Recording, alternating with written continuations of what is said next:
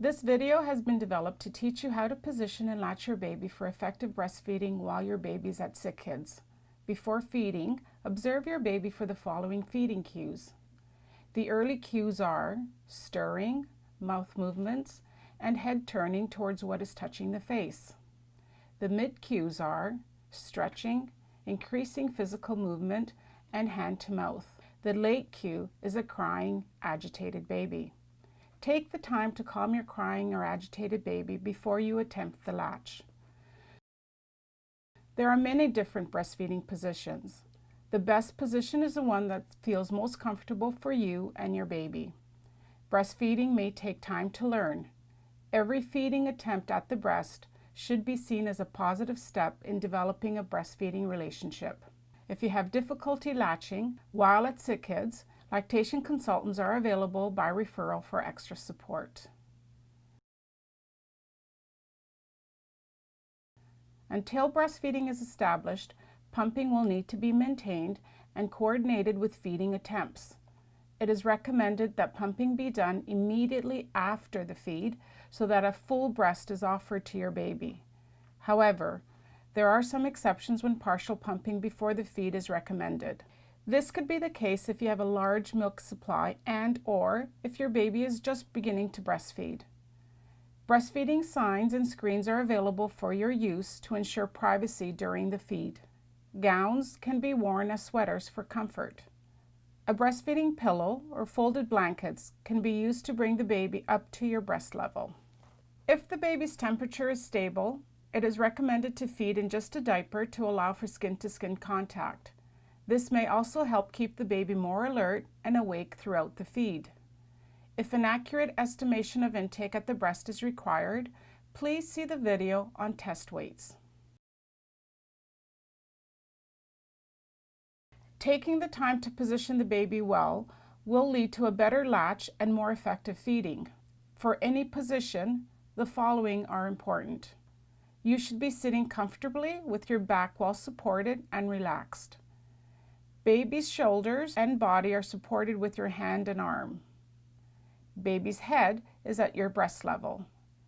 Baby's ear, shoulder, and hip are in alignment. Baby needs to be tummy to tummy with you, except when you use the football hold. Your nipple should be pointed towards the baby's nose with the chin coming to the breast first. If this is not the case, move the baby, not the breast. This will allow for proper positioning of the nipple in the baby's mouth, which results in a more comfortable latch and effective compression of the milk ducts.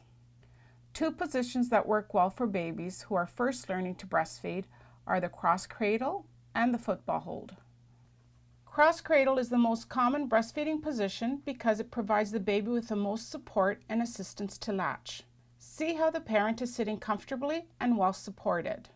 The breastfeeding pillow raises the baby to the breast level so that the parent maintains good posture and the baby is well supported. The baby is on its side completely facing the parent's body with the ear, shoulder, and hip aligned. Notice the skin-to-skin contact. The baby is supported by the arm opposite to the breast being used. The back and the bottom are supported with the forearm, and the neck and the shoulders are cradled with the hand. Do not hold the back of the baby's head, as this puts the baby in a difficult position to latch. The head is slightly tilted back so that the baby is coming to the breast chin first. This is often referred to as the sniffing position.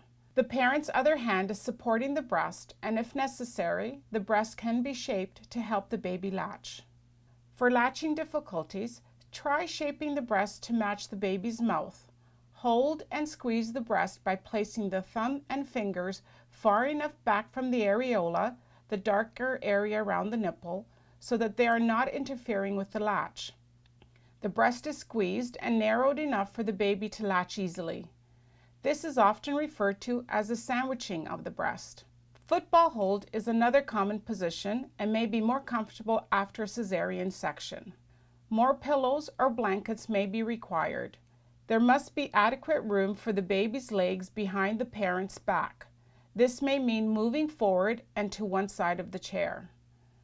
There are two variations. The baby can be lying on their back or on their side.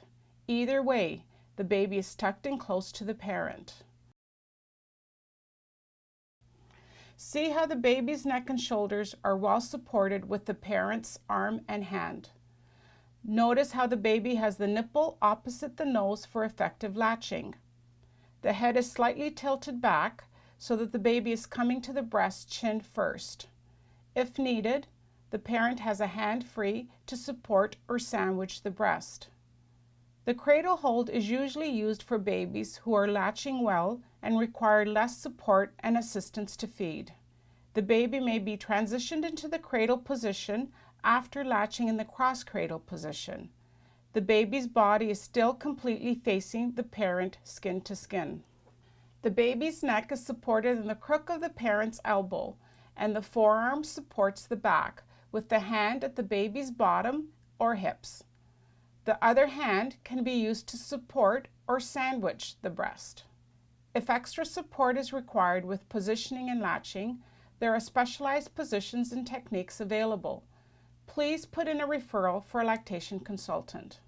Remember, the right position is whatever is most comfortable for you and your baby and allows for a good latch and effective breastfeeding.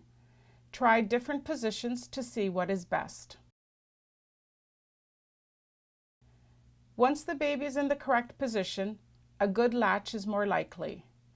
To encourage baby to latch, hand express a drop of milk to give your baby a taste. Stroke your baby's upper lip with your nipple to encourage rooting and a wide open mouth. Remember to break the contact between the nipple and the baby's upper lip to encourage the baby to tilt the head upwards and open the mouth wider. Wait for a wide open mouth, as if the baby is yawning.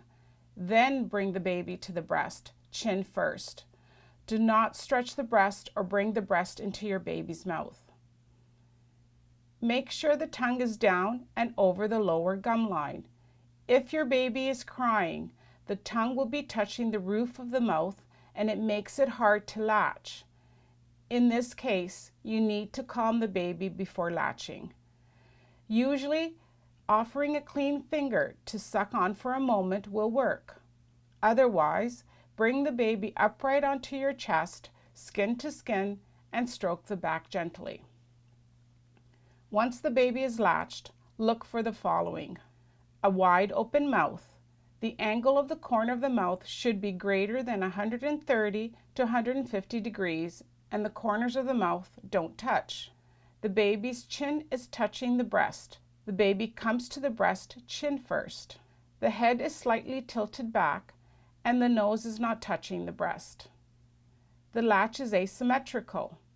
This means that more of the areola can be seen above the baby's top lip than below the bottom lip. The lips are flanged out.